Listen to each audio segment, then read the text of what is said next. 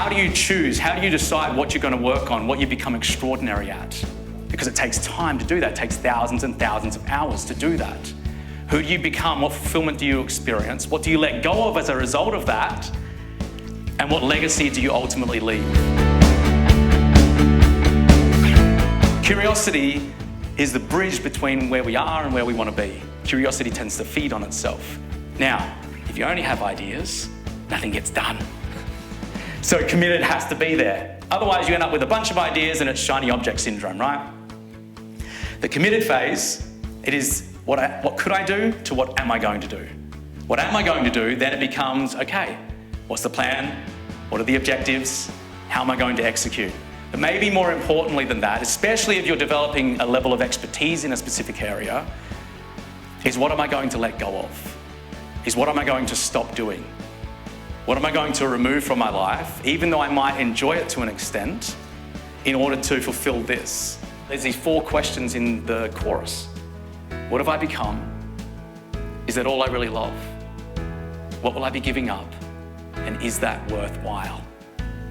Those final 2 questions especially, you need to be asking them often. What will I be giving up? And is that worthwhile?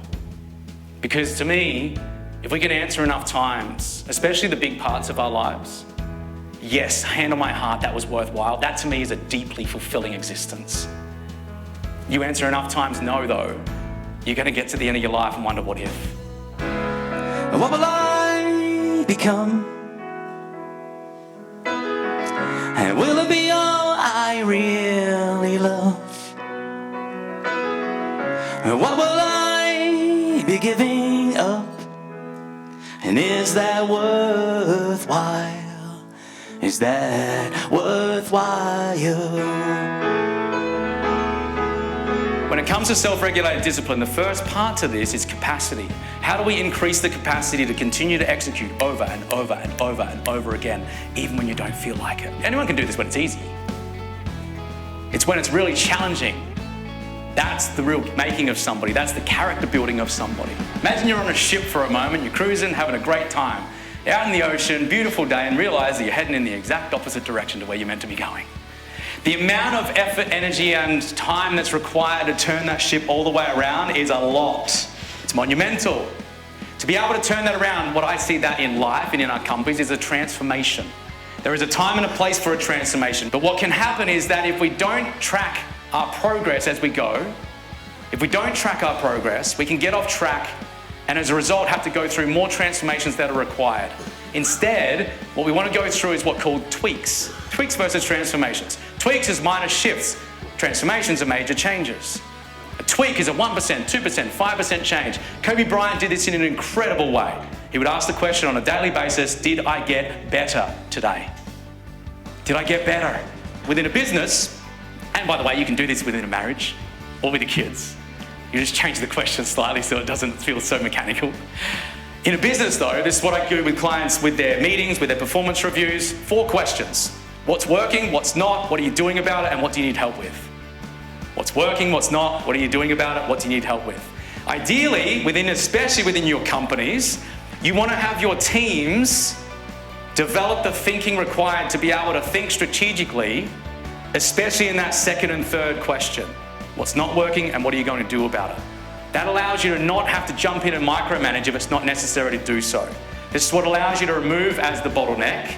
There are other pieces as well, but it's a large part of removing as the bottleneck is others being able to think strategically and then act accordingly. Another component to this is falling in love with what I call the great and falling in love with the grey. There will be times where you are challenged. There'll be times where you feel like you're not enough. There'll be times where you feel like you're not cut out for this.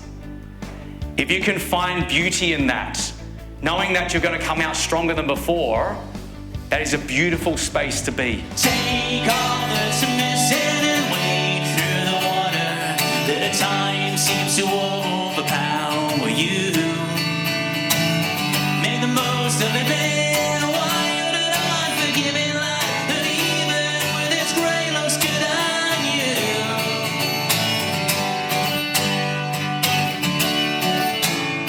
When it comes to to past, present, and future, there's a great way to go into the past, there's a great way to go into the future. There is also a detrimental way to go into the past and a detrimental way to go into the future. In the past, I can learn from it and bring it into the moment and become a better human being as a result of that. I can plan for the future, I can create a vision, I can think strategically, I can overcome the challenges that are going to come up before they've even come up and plan them accordingly and making sure that I'm ready to take action on that. I can also be depressed about the past because it hasn't worked out the way that I thought it would.